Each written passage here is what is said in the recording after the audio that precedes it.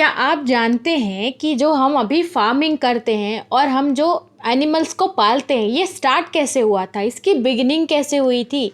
इसके साथ साथ जो हम प्लांट्स अभी ग्रो करके खा रहे हैं कि जिनको हम लोग फूड का नाम देते हैं, वो इतने सारे प्लांट्स की ब्रीड से पता कैसे चला था कि वही खाना है। अगर नहीं जानते तो चलिए पढ़ते हैं। Hello everyone, welcome back to my channel. This is Ruchi Panjwani और आज हम लोग पढ़ने वाले हैं क्लास 6 के सोशल स्टडीज से जो चैप्टर है हमारा हिस्ट्री का, that is from gathering to growing food.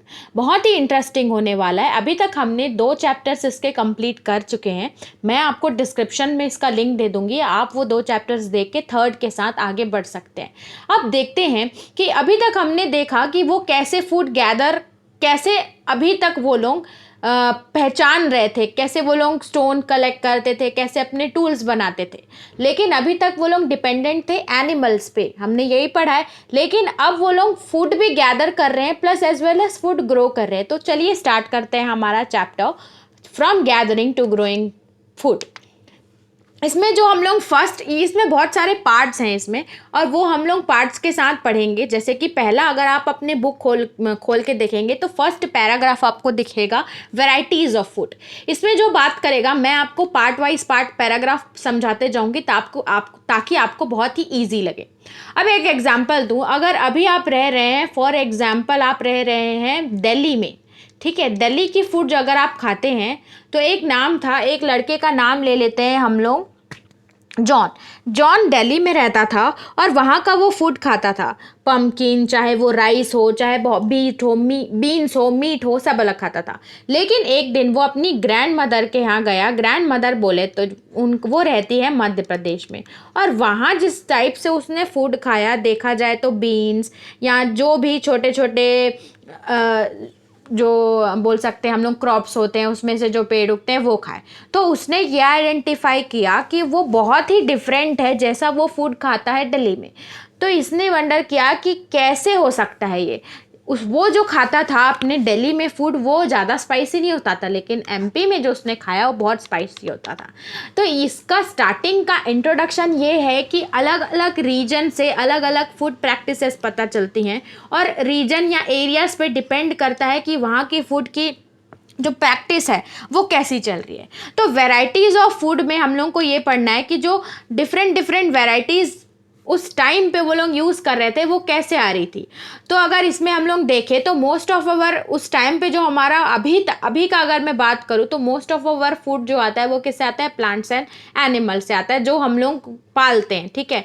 अब ये कैसे पता चला कि प्लांट्स, ये जो कौन से प्लांट्स एडिबल हैं, कौन से जो एनिमल्स हैं वो हमारे डोमेस्टिक एनिमल्स हैं, ये हम लोग आगे चैप्टर्स में दिया है कि कैसे। लेकिन अभी हम लोग देखते हैं कि जो हम लोग प्लांट्स और क्रॉप ग्रो करते हैं, एनिमल्स, ज़्यादा से ज़्यादा फूड हमारा वहीं से आता है। और ये भी पता है हम लोगों को कि जो डिफरेंट प्लांट्स रहते हैं वो डिफरेंट कंडीशन में ग्रो करते हैं। फॉर एग्जाम्पल, कुछ क्रॉप्स अगर आप देखोगे, कुछ क्रॉप्स ग्रो करते हैं, बहुत ही ज़्यादा वाटर चाहिए होता है, और कुछ क्रॉप्स ऐसे रहते हैं जिसमें ज़्यादा वाटर नहीं चाहिए था। कुछ क्रॉप्स को सनलाइट बहुत चाहिए होती है, कुछ क्रॉप्स को नहीं चाहिए होती है। इसलिए अगर आप देखे होंगे कि फार्मर्स हमारे शिफ्टिंग कल्टीवेशन या बोल सकते हैं, या वो अलग अलग सीजन में अलग अलग क्रॉप्स उगाते हैं। क्यों? क्योंकि क्रॉप्स पे डिपेंड करता है कि वो कौन से सीजन में उगेंगे, ठीक है। तो अलग अलग रीजन और अलग अलग क्रॉप से डिफर करता है वहाँ की फूड हैबिट्स क्या हैं। उसके बाद अगर हम लोग एनिमल्स को भी देखें तो एनिमल्स भी एक एनवायरनमेंट में नहीं रहते हैं। जैसे अगर मैं बात करूं पांडा की, या पेंगुइन की बात करूं, या ऐसे एनिमल्स, बियर की बात करूं, पोलार बियर की बात करूं, तो ये हिली रीजन्स में रहते हैं, मतलब स्नो एरियाज में रहते हैं। अगर उनको आप वार्म एरियाज़ में लेके आओगे, गर्म एरियाज़ में लेके आओगे, तो वो नहीं रह पाते। तो इसमें, इस पैराग्राफ में बोलने का कंक्लूजन ये ड्रॉ हो रहा है, कंक्लूजन ये हो रहा है कि डिफरेंट रीजन पे डिपेंड करता है वहाँ की plants as well as animals कौन से रहेंगे। और अगर हमारा most of the foods plants and animals से आता है, तो ये भी डिपेंड करता है कि डिफरेंट रीजन में जो उस टाइम पे प्लांट्स और एनिमल्स मिलते हैं वहाँ की फूड हैबिटेट्स भी वैसी ही होगी, ठीक है। अब देखते हैं नेक्स्ट पैराग्राफ। नेक्स्ट पैराग्राफ बोल रहा है the beginning of farming and herding. इसमें हम लोग को ये बताएगा कि जो फार्मिंग की प्रैक्टिस हम लोग फॉलो करते हैं बहुत सारे part all over most of the part of India, और हम लोग एनिमल्स को जो पालते हैं तो हम लोग उस टाइम पे कैसे आइडेंटिफाई किए कि कौन से प्लांट्स हैं एडिबल्स हैं या कौन से एनिमल्स हैं जो हम लोग पाल सकते हैं जिसको डोमेस्टिक एनिमल्स बोल रहे हैं, और कौन से एनिमल्स हैं ये वाइल्ड। ये अभी हम लोगों को पता है लेकिन कहीं ना कहीं इसकी बिगिनिंग तो हुई होगी ना, तो वो कैसे हुई।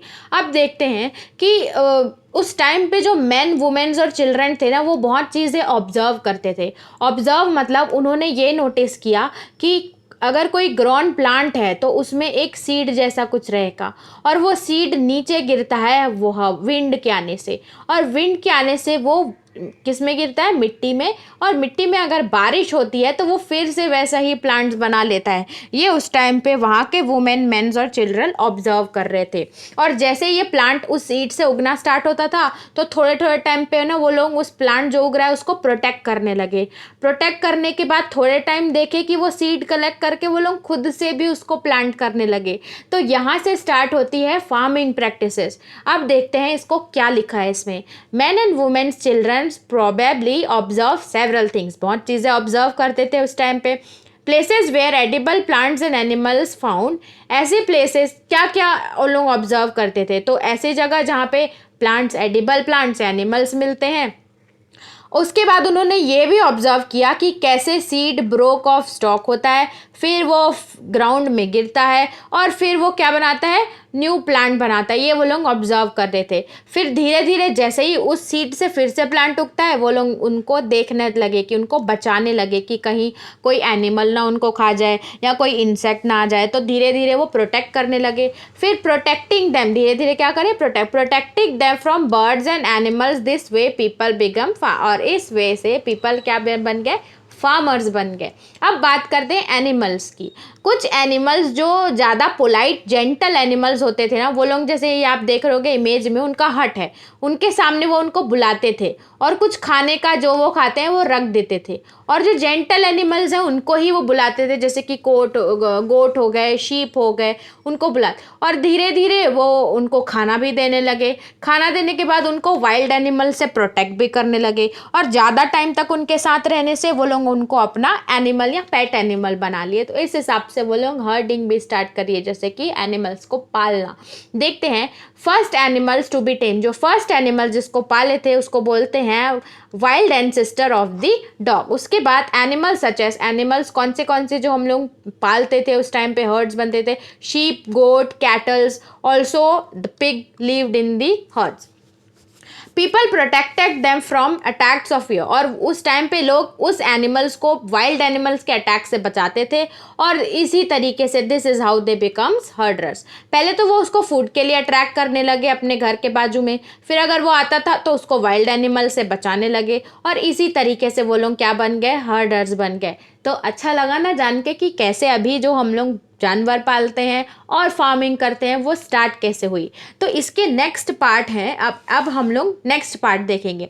तो ये इसी में ही देखते हैं क्योंकि वीडियो बहुत ही लंबी हो जाएगी। नेक्स्ट पार्ट चलिए हम लोग नेक्स्ट वीडियो में देखते हैं। लिंक मैंने डिस्क्रिप्शन में दे दिया है, और अगर अभी तक आपने चैनल सब्सक्राइब नहीं किया है तो don't forget to subscribe the channel. Okay.